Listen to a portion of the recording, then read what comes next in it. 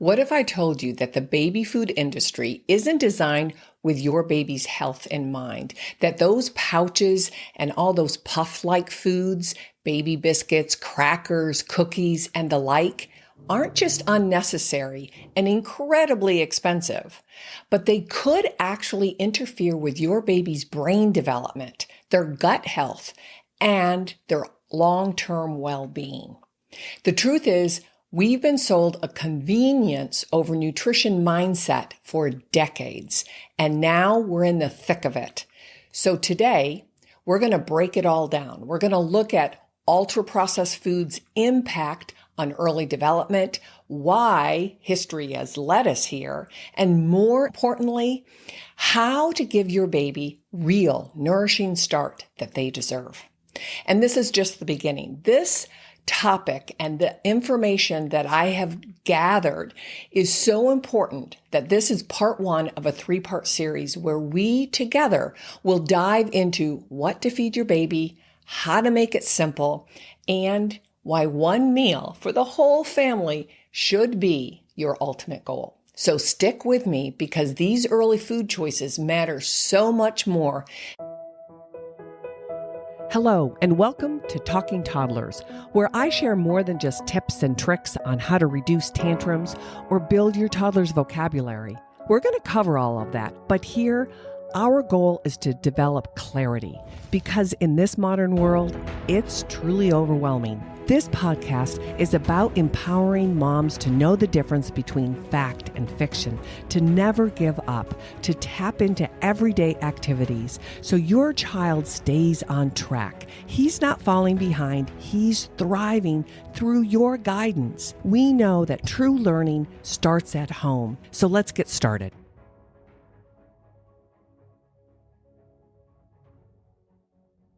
Today, we're talking about something that's very important to all parents and that you have to deal with. It's what do we feed our little ones? And we're going to cut through the noise because there's so much marketing and convenience traps and outdated advice.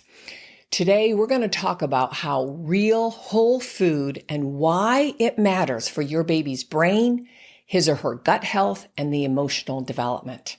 We will break it down into 3 key areas, and under each of those areas, we'll dive deep without overwhelming you, because my goal is to peek under the hood, give you some basic facts, and then you step back and you decide, how do I want to walk through this journey with my little ones?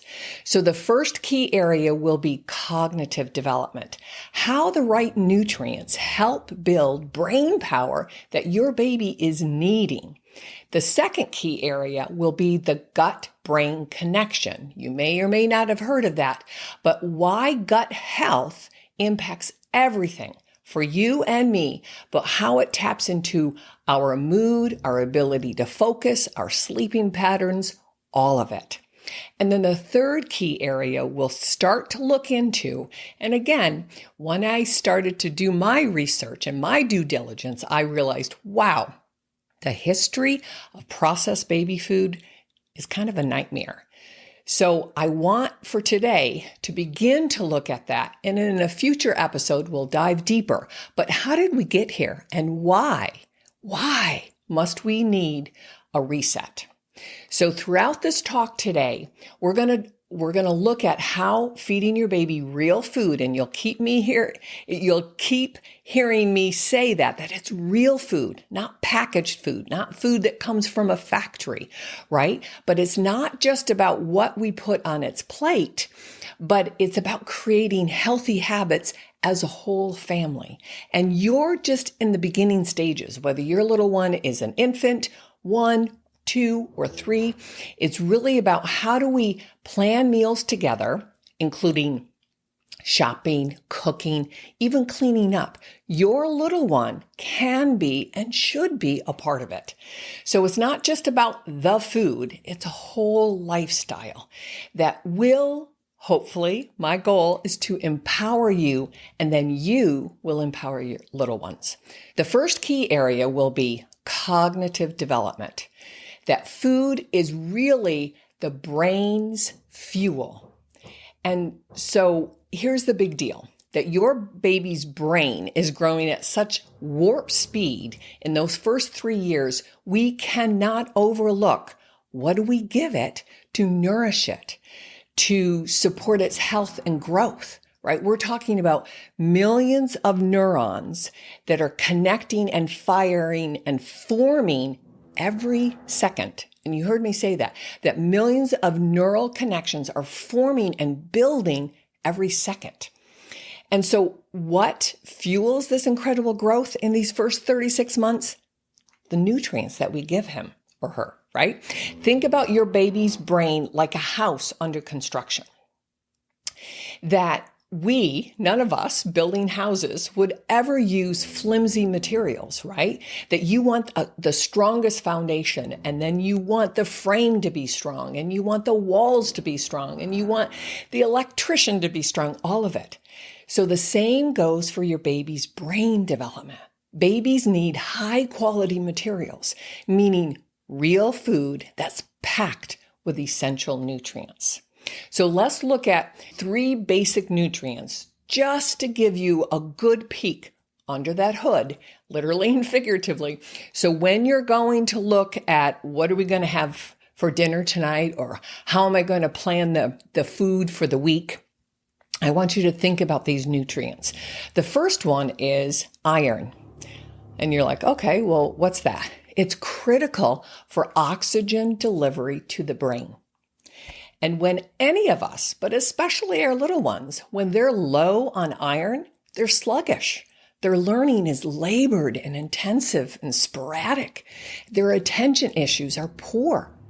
So instead of kind of reaching for that fortified rice cereal or any of the fortified food called cereal, look for more kind of iron-rich, softer foods, especially in these beginning months, right? When they're 6, 8, 10, 12 months old. But foods like lentils are high in iron, ground beef, eggs with yolks, all high in iron. So another nutrient that I want you to think about is DHA, and those are those omega-3s. Again, you may have heard about this information, but I want you to think about it, how these nutrients and how this information really, literally and figuratively feeds the brain, right? So omega-3s are critical for supporting cognitive function. And I've mentioned here before, over and over again, cognition isn't necessarily IQ or intelligence, but it's how the brain is wiring itself and then able, through its processing system, to begin to understand how this outside world works, how people work, how different environments work, how different toys work.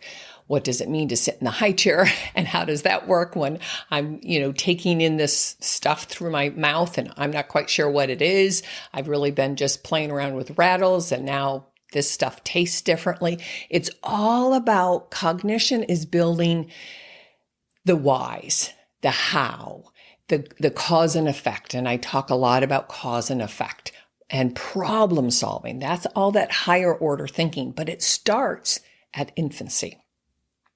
So omega-3s are also those fatty fish like salmon or sardines, and even those pastured eggs, critical with healthy omega-3s. So think of perhaps making a simple salmon patty with your toddler. They can help put the mix together, stir it up, put the patties together, make a little ball, smush it down. All of that is getting them involved. And we're going to talk a lot about that today. So the other nutrient that I want you to focus on when you're going to food selection or meal planning, right, is protein. So protein perhaps is coming across your social media feeds these days, because us women at any age, 20s, 30s, 50s, 80s, we're all realizing that protein is low in our diet. And in order to balance our hormones, which then support our mood, our self-regulation, our sleep patterns, the way that we burn energy, all of that, protein is essential for neurotransmitter production. And we women have kind of been sold a bill of goods, and we've been functioning on too low protein. Our children too. And it correlates with highly processed, ultra processed packaged food that's low in natural protein. So let's take a look at what protein is. Just a quick snapshot. It really is the chemical messengers in the brain that affect, like I said, our mood, our ability to focus and self-regulate, right? But they're chemical messengers. So when we when we begin to think about nutrients, we're really looking at how are we building this structure, this neurological structure to function efficiently, effectively, consistently. All of it is important. So some quick choices that you can think about, shredded chicken. And I think, fatty chicken thighs and legs give a lot more oomph to anybody than dried kind of breast chicken. So think about making some healthy meatballs, right? Or healthy sausages. You have to read the packages, but you can find some really healthy meat-based or animal-based protein. You can also look at beans. I'm not a big bean eater, but I know plenty of people eat them, get a lot of good nutrients. You have to learn to discriminate. And in a future episode, we'll talk about, some more specific food choices. But the other big thing, especially when you're just introducing foods or solids to your little ones, Greek yogurt. And Greek yogurt has more concentrated protein per half a cup or cup because it's been strained differently, right? And instead of any flavored yogurt, please, please, please look for plain whole fat Greek yogurt because that will have the most protein, the most healthiest fats, right? You can always add your own fruit, and that's part of the process that your little one can help you with, right? So don't pick the fruit flavored. Anything with the word flavored is just chemicals, right? Or any added sweeteners. You add your own blueberries. You add your own diced apples. You add whatever fruit of the week is, right? Kiwi or pineapple, a wide variety of beautiful flavors, some sweet, some tart, and your child is going to love it. So, and you'll hear me say this throughout today's episode, get them involved. Let them pick out the fruit or the vegetable at the store. Let them put it away when you bring all the groceries home.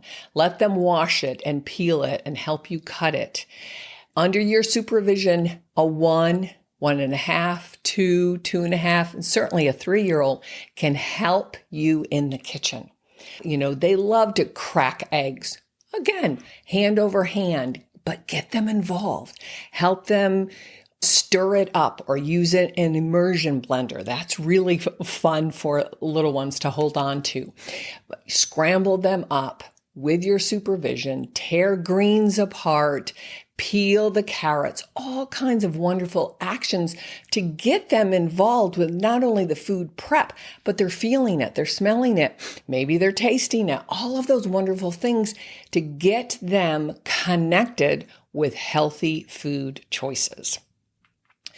And kind of the main key here is that they see what you eat. They see what you're fixing and they want to be a part of it. So if they're a part of it, then they begin to feel like they're included. And if they're included, then guess what? They're much more open to trying new foods. They're much more engaged with, oh, I found this at the store.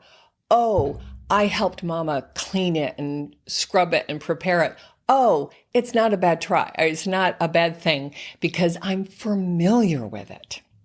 So under that, now I just want to look at how healthy fats and the brain go together. 70% of your toddler's brain is really fat derived, right?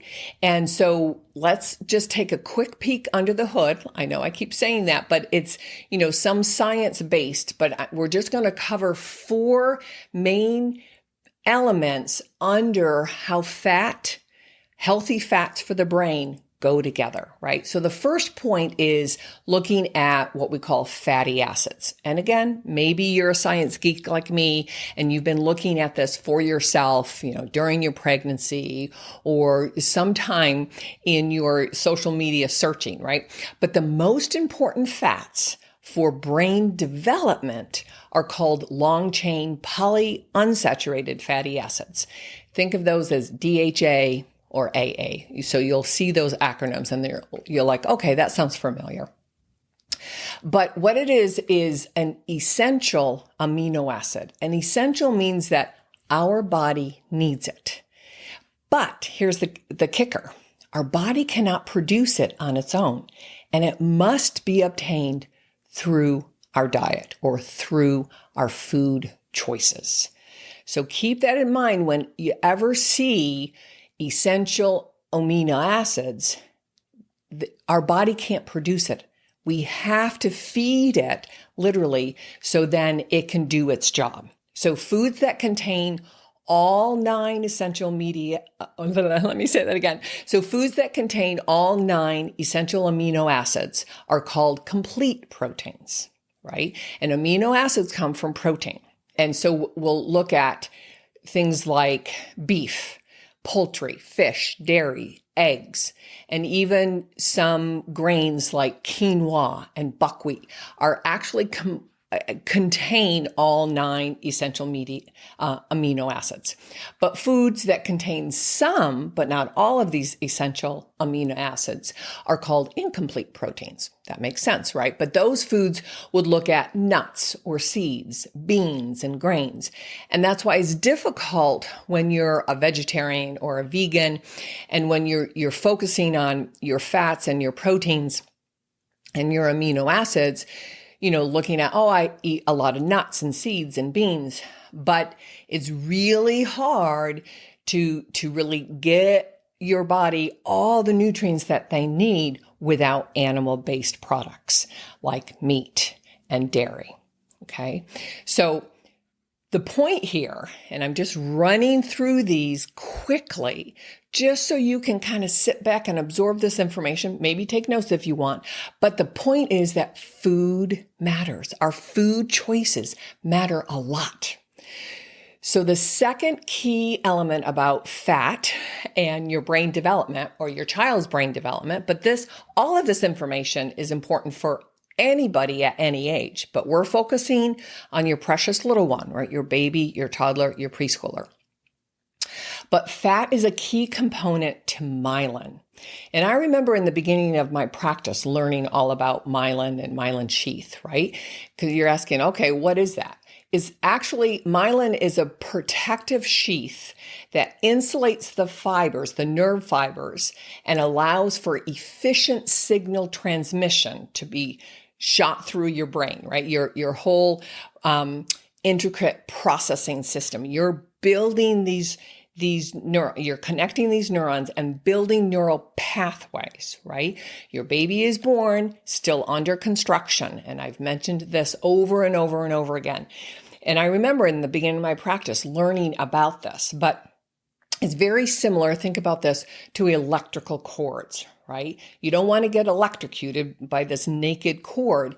So they put a plastic protective coating and think of that coating. But our myelin sheath develops, especially in those first 3 years, and it's crucial for learning and memory.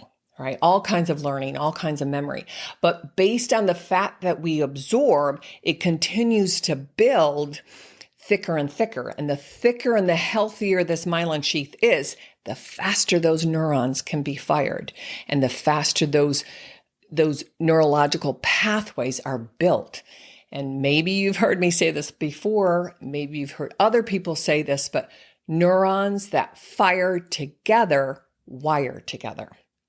So if, a child is learning how to roll over, or a child is learning how to crawl up on the couch, or your child is learning how to put blocks, in a puzzle piece, that the more they do that, practice, they're building those neural pathways and connecting it.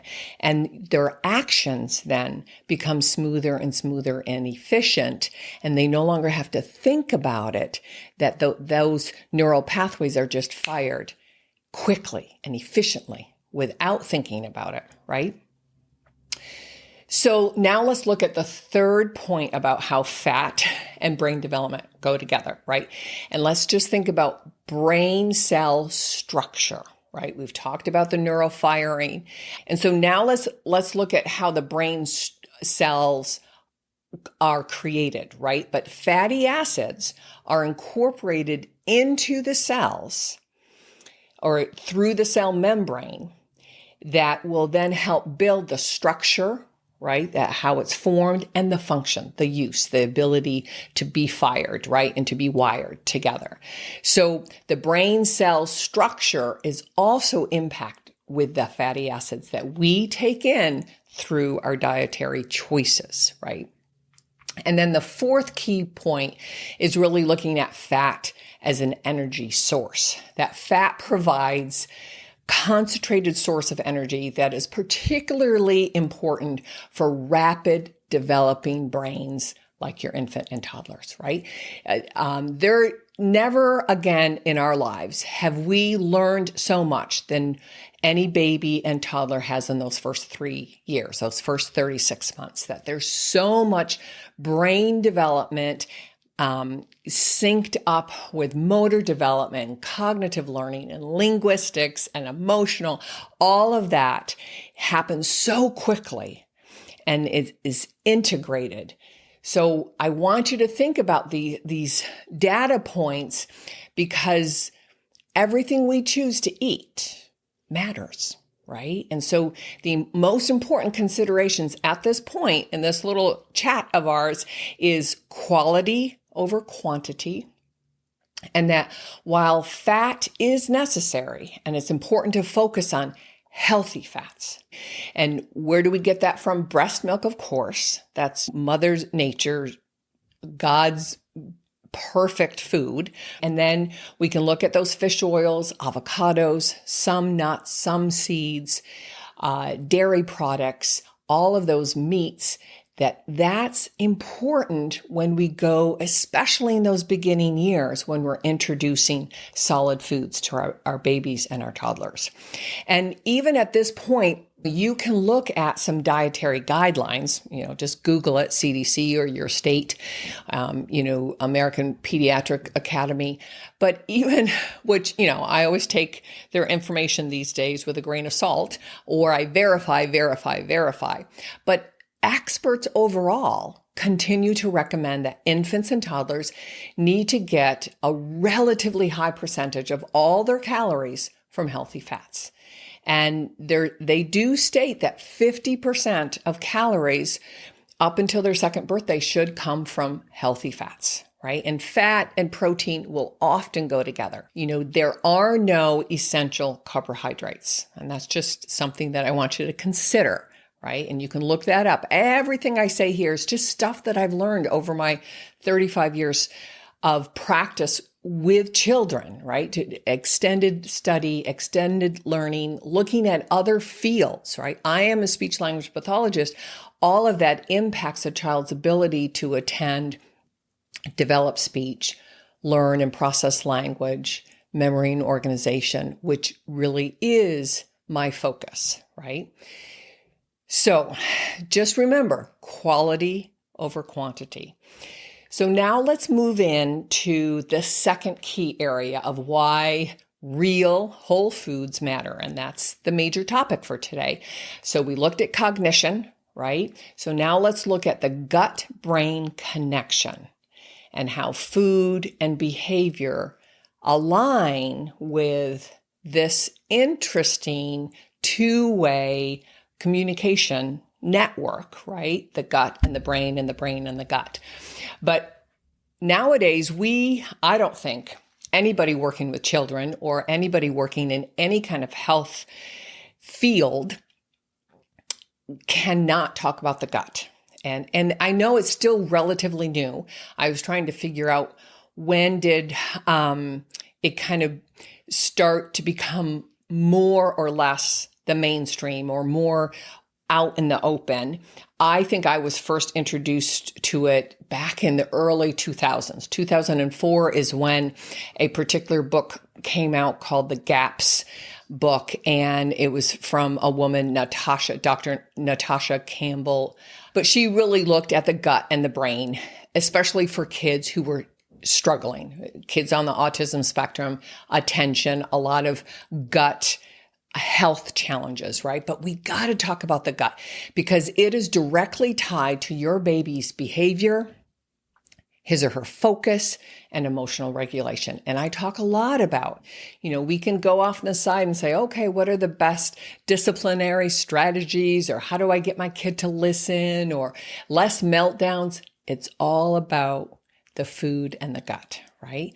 So while I do think at this time, many people are aware of the concept of like, what's your gut feeling, right? That when we get nervous or uncomfortable, our stomach might get butterflies in our stomach. We might feel our gut kind of gurgling and those kinds of things. I think it just alludes to that there is a connection between my brain and the gut and the gut and the brain. But, through my deep dive in these last several weeks, most people are likely not to fully be aware of the scientific complexity, right? And the extent of the gut-brain axis. And, like I said, I started to look into it in the early 2000s, continued. I do it a lot for my business, my practice, my clinical family. I also did it for myself. Like, how do I continue to be the best version of myself? I'd fall off the wagon and back on the wagon. But I also went through this when my oldest sister was struggling with diabetes, and she had a lot of medical complications with her gut, the vagus nerve, and all of that. So I've done a deep dive for a lot of different reasons.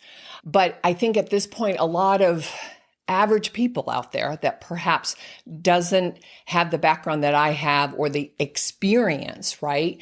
That you might not understand the detailed mechanisms by which the gut microbiota is just, we have good microbes and so-called bad microbes, but they're not really bad. Those are being fed a different substance. So there's a balance, right? There has to be a healthy ratio. And when the ratio is off or skewed, then that's when we feel bad and we act bad and we sleep bad and all of that. But this sensitive mechanism really does influence our mood, emotions, and overall brain function. And there's a lot more research coming out. And one psychiatrist, and you can Google him and look him up, but Dr. Chris Palmer, he's written a couple of excellent books and he's all on YouTube and all of this, but really connecting the psychological and emotional disorders or diseases with how healthy our gut is. So, like I said, we've talked in a lot of previous episodes about cooperation and speech and language growth and development, discipline. How do I get my toddlers to listen to me the first time or follow directions? What about sharing? What about waiting his or her turn? All of that is remarkably related to the brain growth, the overall health and connection between what's going on in my digestive system, not only my gut, but my small and large intestines. And that's all connected. And it cannot be overlooked, or can it be understated? I just think with the shifts in our dialogue, that the understanding of how another big thing that I think this came out maybe around 2015, give or take, people started writing papers and books about how the gut is now referred to as the second brain. But a lot of us now even flip it and say, maybe it's the first brain, that we're born with our brain under construction, like I've shared before, excuse me. But so much of our health, growth, and development comes from what we put in our bodies to feed our brain. And then the brain then can help our body organize in this three-dimensional space and build knowledge and build linguistic systems and all of that. But it's often referred to as the second brain because the stomach or the gut produces 90% of our body's serotonin. And that's that feel-good chemical that helps regulate our moods. And so that's why a lot of psychiatrists and psychologists and clinical family therapists are really looking at, what are you eating, right? And the average doctor out there rarely asks that. Looks at the brain growth or the circumference of the head, right? The brain looks at the body growth, the height, the weight, all of that. But do they really dive deep into, tell me the food that they're consuming, right? But serotonin is not only a neural transmitter and hormone regulator, or it originates in the gut, but let's look at some other neurotransmitters that are also from the gut, or the vast majority of them, right? 90% of serotonin is produced in the gut for the whole body, right? And like I said, it's the feel-good hormone, but it also controls bowel function, and it protects the gut, the inner lining of it. So the gut can increase the production of serotonin based on the need for digestion. So in order to speed up some digestion, then the serotonin will kick on, right? Or the gut will kick on the production of it. So some of the research is also suggesting that serotonin plays a great role, an important role in emotional distress and IBS, which, when I was younger, in my 20s and my 30s, IBS was pretty dang rare, but it's all over now and it's fairly common. And I think we need to take a look at what's different in our lifestyle that has changed some of these complications that we're dealing with, right? So the second neurotransmitter that I think we need to look at is dopamine. And again, you may have heard of this, but dopamine receptors are found in the intestinal wall. And dopamine is related to our intestinal homeostasis, right? It helps, like I said, we need that regulation of a healthy internal wall, right? And we need the microbes to be balanced. And that's a whole nother conversation, but it's just another snapshot that we have serotonin, dopamine, and the third of these six neurotransmitters that really are vastly produced in the gut is GABA. And GABA actually is produced by the gut microbes. And GABA helps us control the feelings of fear and anxiety. Think of the fight or flight, right? And the mood switches.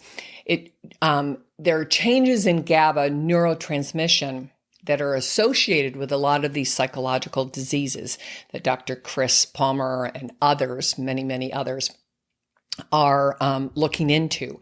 And by changing adult patients' food intake, going more of a ketogenic diet, which is high in fat, but it's all real food. And that's the key there, that there's no processed, quote unquote, garbage that is impacting the gut microbiome. And that is changing the mechanism and the conversation between how we feed the brain and how the brain regulates our body and our mood and all of this. Then the fourth neurotransmitter that we can just take a peek at is glutamate. And glutamate receptors actually signal or the receptor signals influence the gastrointestinal, the GI mobility, and the whole visceral gut mobility and hypersensitivity. So that made me think like, okay, this is where IBS is coming from, right?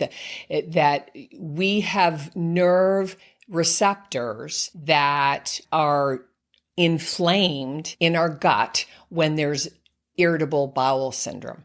And again, I didn't really start hearing about IBS until I was in my, 40s,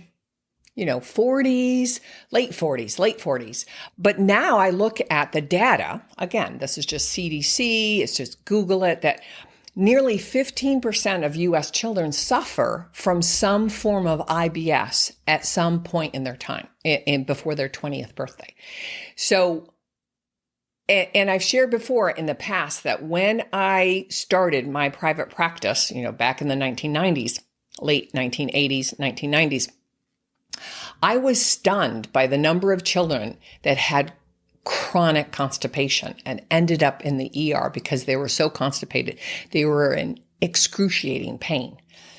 And the truth is, since, the early 1990s till now, it's only increased and has become common. It's one of those, new normals. And it's true among very young children. And that's why there are Facebook parent groups out there, Mamas Against Miralax. It's just pediatricians just say, give it to your kid, give them some more prune juice or whatever.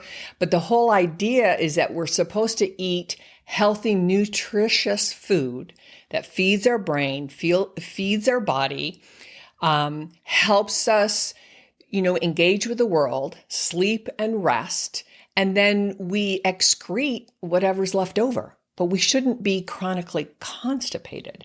And in 2018, 2020, when my daughter went off to college, I was stunned again at many of her friends who just accepted it as the new normal, that they had IBS at 20.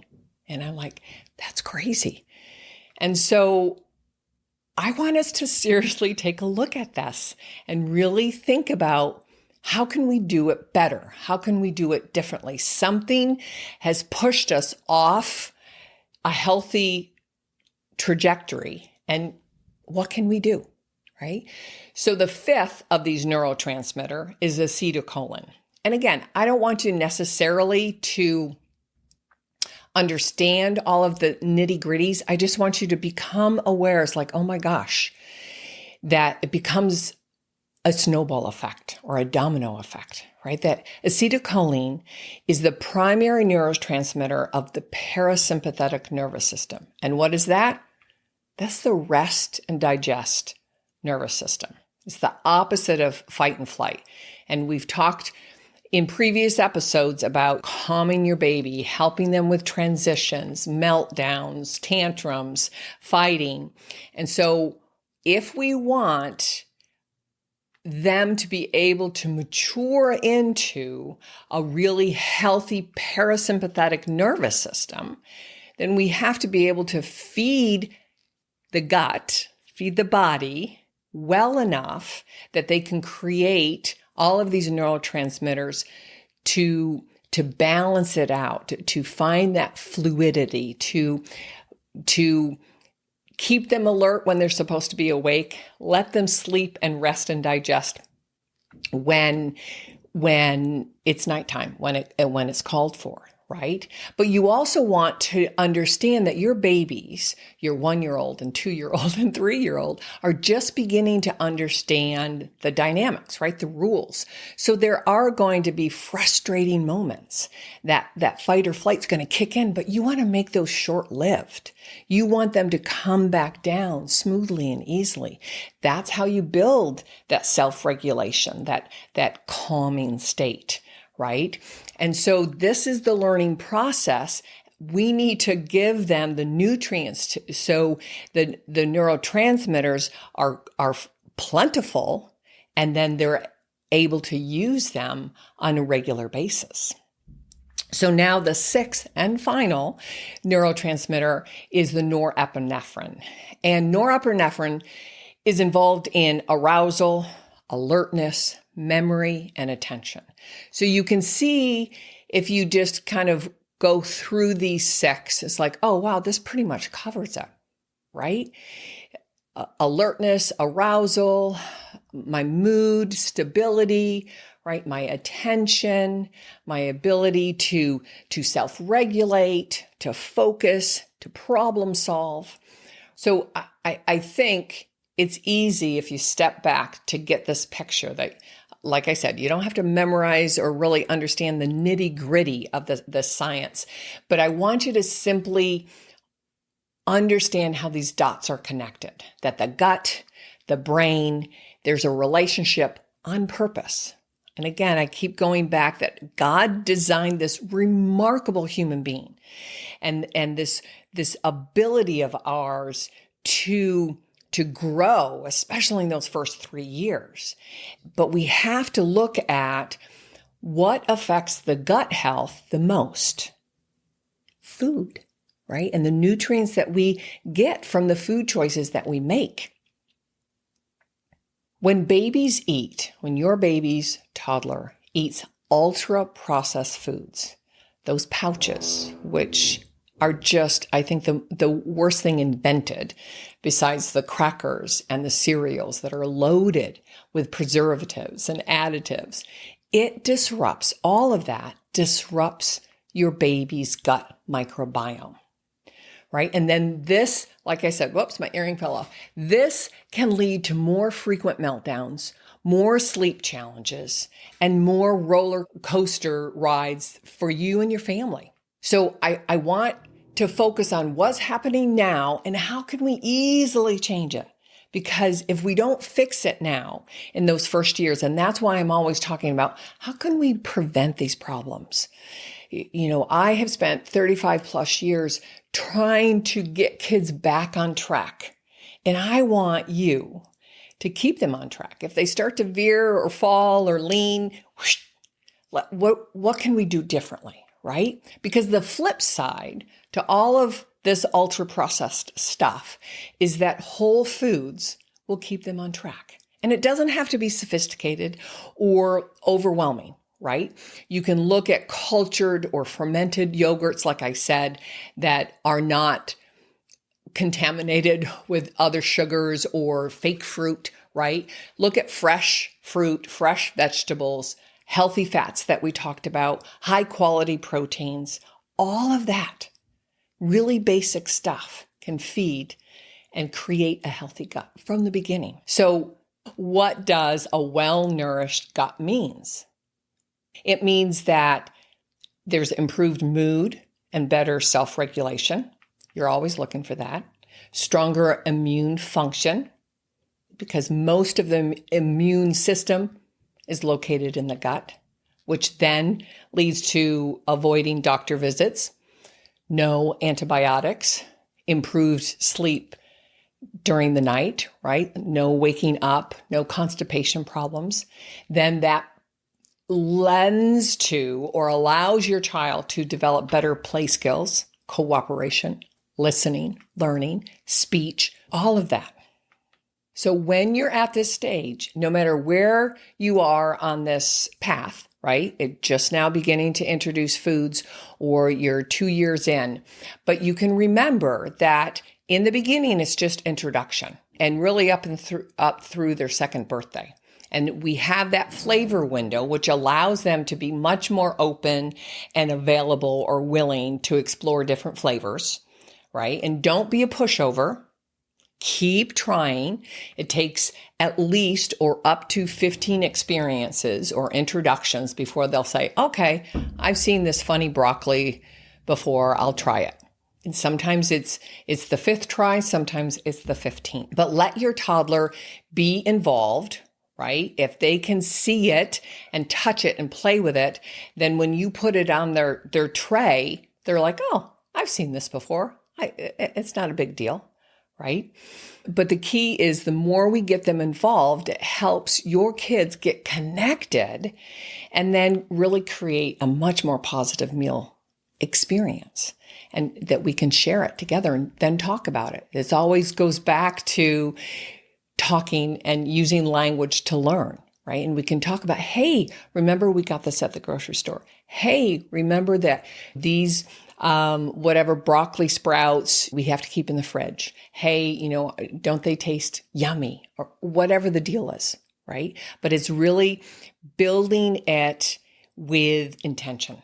So now we've covered cognitive development and the gut-brain connection. Those are the first two key areas.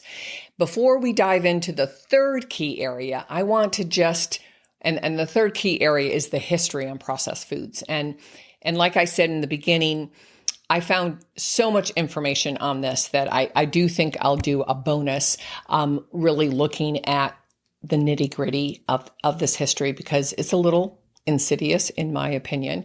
But right now, I just want to highlight how someone like myself really got involved in eating and nutrition and food when I was looking at early intervention. How does the brain learn to learn? How do we get kids to become better talkers and better listeners?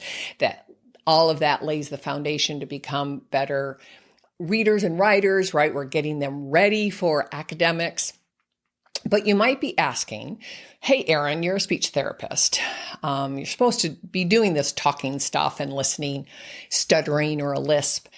And I say that all of this has fallen under my discipline, our field of study as a licensed SLP, right? Speech language pathologist, because the needs have changed and we've had to expand our scope of practice and our expertise, because at the end of the day, real food builds stronger muscles, including speech muscles.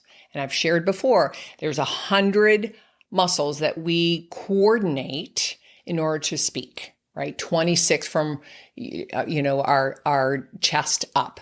But we've talked about how ultra-processed foods impact brain development and the gut health.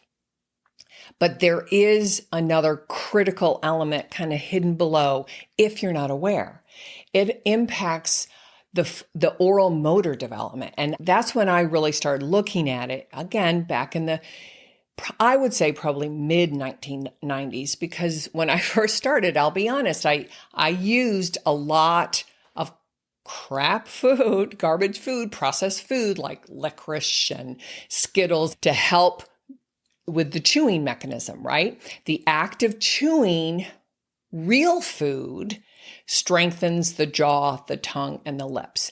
And when there is a disorder or a deficit, then I have to use, or I thought I had to use, other tools like Skittles and licorice to get them to chew and be engaged, right? But if you, mama and grandparents and anybody else that's listening, really want, again, to keep your child on track and developing healthfully, then it's really important that we give them whole, real foods, a wide variety of textures, a wide variety of tastes, and the opportunity to practice these oral motor patterns. So clear speech, speech starts at birth, right? That their first cries, their differentiated cries, all the way through that first and the second and the third birthday. And later on, right? I saw plenty of school-age kids with garbled speech because they didn't have good oral motor skills.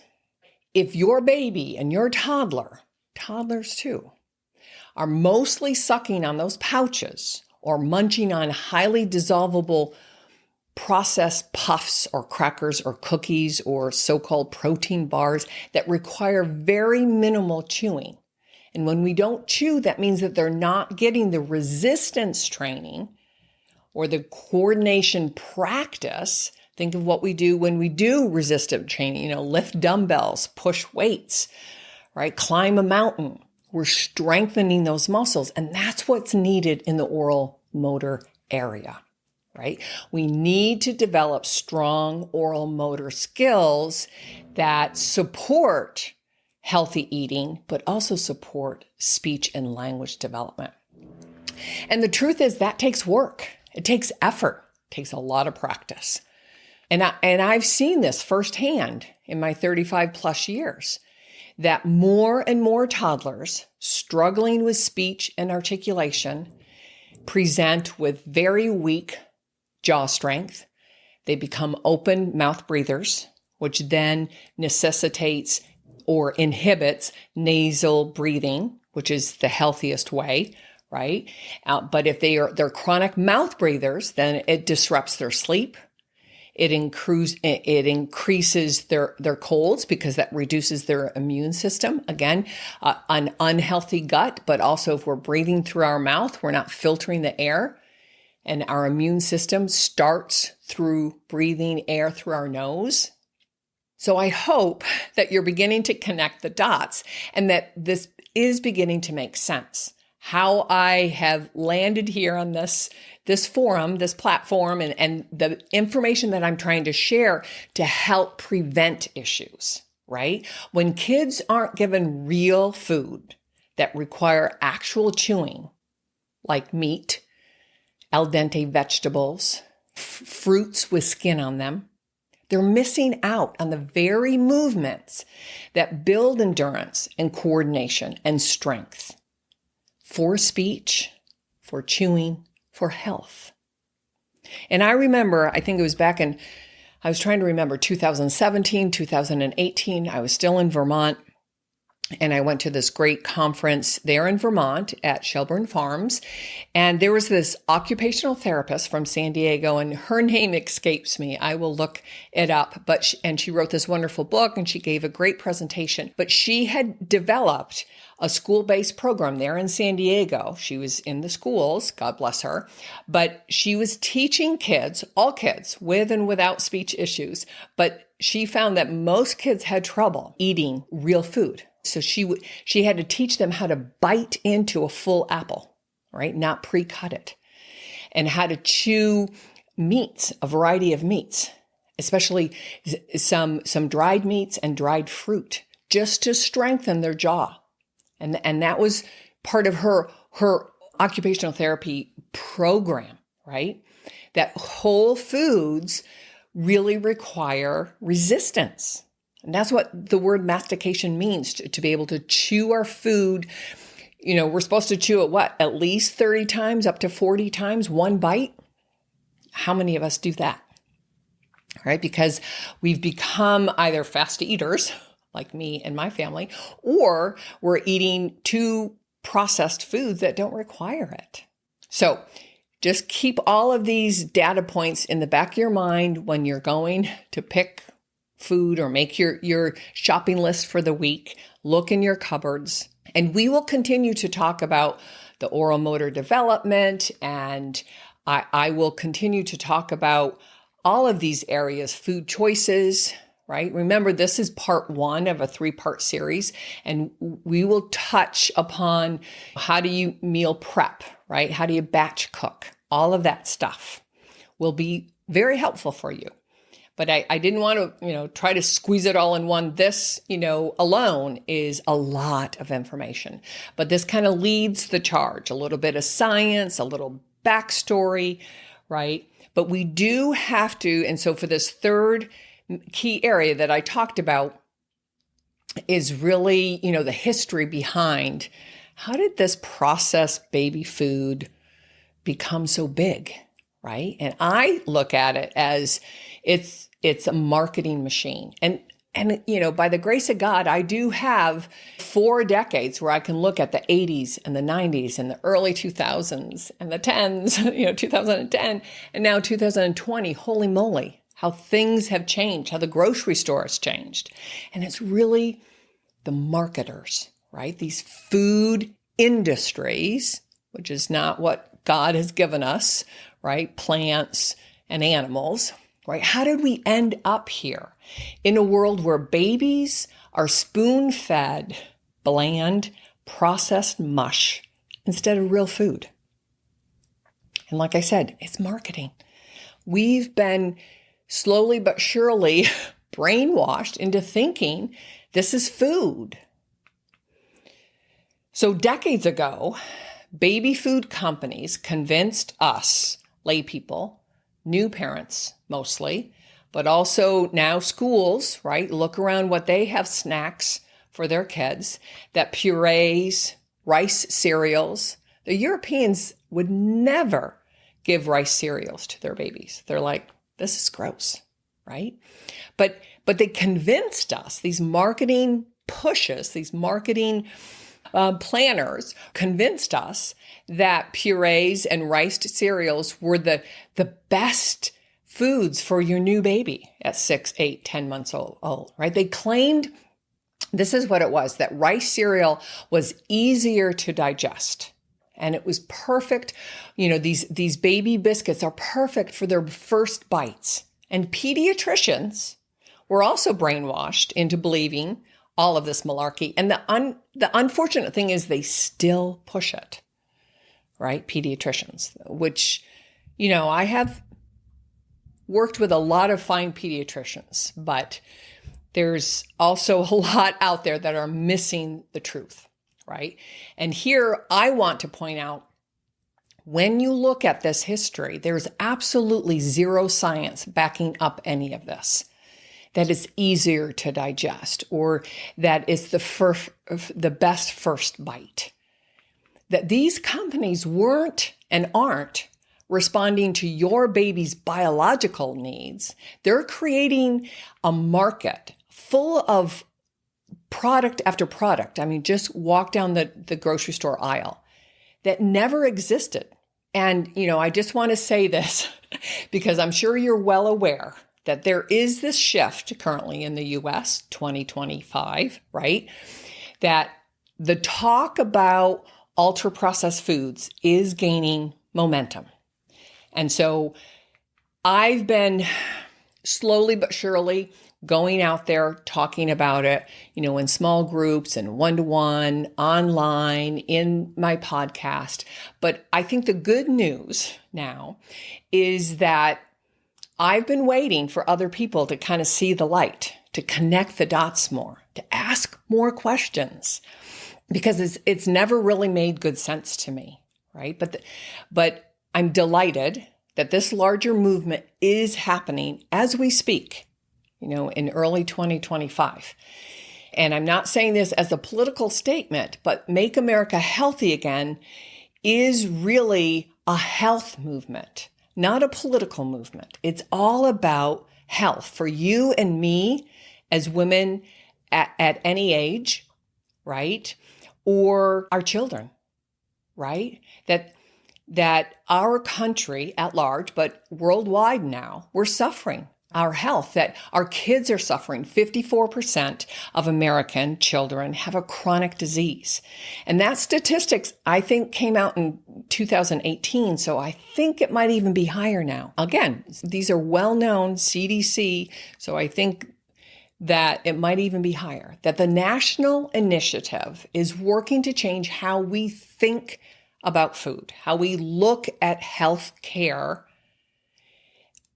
and how we can jump back in the driver's seat and take control. Because that's what I've always been saying my whole career, but especially over these last 5, 6, 8, 10 years, that you, mom, need to take the rein and say, I can learn how to do this differently. I can navigate this through this noise, hopefully with direction from people like me. But if we start to feed our babies whole, real foods, let's just start there. It's not only nurturing their growth and well-being, but we're also part of the creation of a healthier nation, right? We're looking at the future because your baby is the future. So I just want to recognize that I'm just a little voice in all of this, and I'm trying to help you navigate through the noise, because there's a lot of noise out there, And it's not a political statement. It's really a health statement. How are you doing? How are you feeling? Look at your cupboards, look in your refrigerator, look at your grocery list. Just walk through the aisles in the middle of any grocery store and you'll see the garbage. But here's the reality. Babies and toddlers have been eating whole, real food for thousands of years. And so they don't need sugar-laden, shelf-stable jars or packages or boxes or bags full of pretend food. They need what comes from nature. So your beautiful, innocent child needs everything that the whole family is eating, right? You want to look at that because let me back up. I think a lot of moms have also been convinced that it's typical or normal or common to give these separate baby foods to your child while you have, say, meatballs and spaghetti squash. I don't know. But we can talk about specific food choices later. But what I want to stress here is that you don't have to make 2 meals, right? Think single food ingredients and you create what your child is capable of eating, right? Not too spicy, not too complicated of a mixture, right? Instead of purees that have a lot of garbage or pouches that, even though they say organic and they'll lead with, oh, kale, this is a great way to get your baby to eat kale. No, it's not, because kale is just a drop. It's mostly applesauce, right? So give them the real food. Cut up an apple. If they're still pretty young, 6, 8, 10 months, then you can steam it, right? Cut up a ripe banana. Give them a slice of an avocado. Or a roasted sweet potato. A 6-month can even chew on a steak or rib bone, right? You have to make sure that you take the big chunks of meat and the big extra pieces of fat off, but they get the nutrients, they get the taste, they get a lot of chewing and biting exercise. Make sure that your baby is showing signs that they're ready for the introductions of solid foods. And I've talked about that before, and I will certainly talk about it again, but they have to be able to, sit up independently, right, with minimal support, that they've lost that tongue thrust reflex, right, that they're ready, that the posture of their tongue is resting up against the roof of their mouth. They're ready to really develop that mature swallow. Right? They're going to, in the beginning, they're going to thrust the food out a little bit. That's just a reflex, but you know that they can swallow it. They have good head and neck control. So all of these are signs, behavioral symptoms of saying, hey, I'm ready to sit up with the rest of the family, right? They're interested in what you're eating and they're able to bring stuff to their mouth, right? That whole hand-mouth connection. And we'll revisit the details here. But the main point in those first 3 to 6 months, from 6 months to 12 months, is a lot of exploration, right? They need to begin to learn to differentiate, this spoon that's full of yogurt, maybe, and they feed themselves, not you, or this avocado is different than my rattle, right? And they need to begin to differentiate. Oh, this has flavor. Right? So just keep in mind of all of these pieces and you'll see how the dots are beginning to connect for you. And here's the best part, I think, for you, is that you control what goes on their plate, right? You don't really know what's in that jar or in that package, right? Or in that box. You, mom,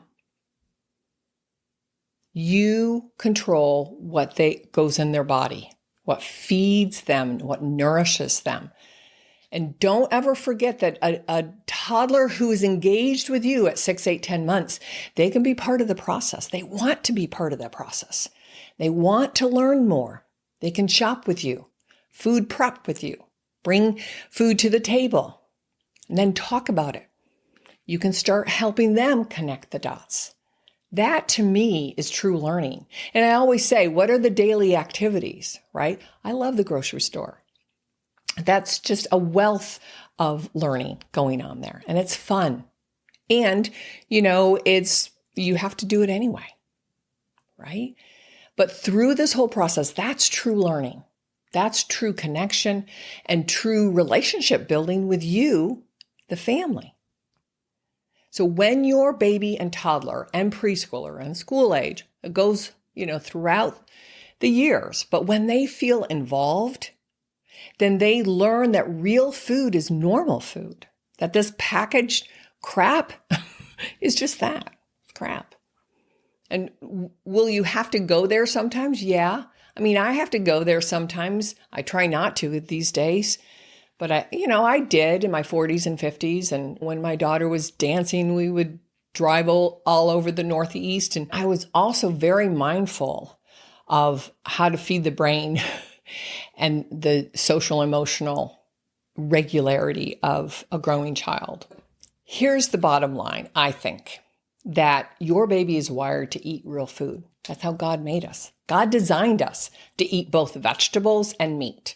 And that appeared, and I'm just beginning to read the Bible and understand it, but it began at the time of Noah and his ark, right? That I think God understood, and still understands, of course, that we need nutrient-dense foods for all the work that's laid out in front of us. For our struggles, our learning curves, our growth and well-being, our happy times and celebrations, that we can manage it all if we have nutrient-dense food to sustain us. It's no different, from 2,000 years ago to today. But I think with the foods, right, the food and choices, what I'm saying, but where we got sucked into the convenience trap, I think it probably started in the 50s, honestly. But it's now become incredibly popular. And we've been trained to think it's normal and it's okay, but it's not serving any of us. And we all can benefit, no matter what age we are, that real food matters to our brain, to our gut, and our overall health and well-being. You don't need to buy expensive packaged baby foods ever, ever, ever, or especially pureed foods. If you want soft, creamy stuff, get the high-fat, whole-fat Greek yogurt. You don't need to stress about, what's this child going to eat versus that child? Because you can have, a 1-year-old who eats differently than your 3-year-old. You don't want to go there. Who eats entirely different than your husband. What you need and want and can have. Simple whole foods that fuel growth, support learning, builds the foundation for lifelong health. So let's look at what's one small change that you can make today. 1, swap out any dried cereal. Throw in some scrambled eggs, hard-boiled eggs, deviled eggs, egg muffins. I just made a whole pile of egg muffins. I do every Sunday. And I can pop them in, warm them up every morning. Easy peasy. I know exactly every single ingredient. Maybe your big change for this week, start involving your toddler in meal prep. Let him rinse the blueberries. Count up the blueberries. He doesn't necessarily need to count 1 to 10 or 1 to 20. The idea is, look at this bowl. Which one has more? Here's 20 blueberries. Here's 2 blueberries. You're teaching them more or less, or which one's different. Which one's full, which one's empty. Those kinds of concepts are better than 1, 2, 3, 4, because they don't know what that means at this age. But get them involved. Have them tear up the lettuce greens. Have them start to peel the carrot. It's the small choices that begin to add up. And I promise you, it makes a huge difference. And it's not, don't think of it as a diet. I rarely use that word, right? It's a true lifestyle. It's how you identify yourself, right? You can listen to some people and say, I'm a vegetarian, or I'm a vegan, I'm a carnivore. That's their lifestyle. That's how they identify. It's not like, oh, we're going to eat healthy until he goes to school, right? It's just whole, real, single ingredient foods. That's your identity. Healthy habits, connecting with your kids, building language, building emotional stability, and showing them that real food energizes us, makes us feel good and happy. So, if you found this episode helpful, please share with another fellow parent that needs a little food confidence. Think about that, food confidence, right? And don't forget to subscribe because you don't want to miss part 2 or part 3. And I will have some bonus episodes because I think there's such a deep dive of information out there that there's no way I can cover it in an hour or even an hour and a half. But if you want real practical ways to prepare real food without spending hours in the kitchen, subscribe. You'll be the first to hear the second of this 3-part series. And I'm going to share some practical tips. Batch cooking is my favorite. We started doing that when my daughter was very, very young. And now she's gone and I still do it. How to navigate meal planning for the whole family, right? So maybe you're in the middle of it, right? Maybe you have a 2-year-old who is, leaning into that picky eating. You can make changes too. Don't feel like, I've let them take control. I've let go of, the steering wheel, so to speak. They're young. They'll follow your lead. You have to be confident or at least bold and faithful that you can do this. And it's a learning process. It's not complicated. It will take some courage, right? But just know that you can make huge life-lasting changes. So until next time, God bless each and every one of you. Trust your instincts. Feed your baby well. Keep playing and talking with them each and every day. You got this.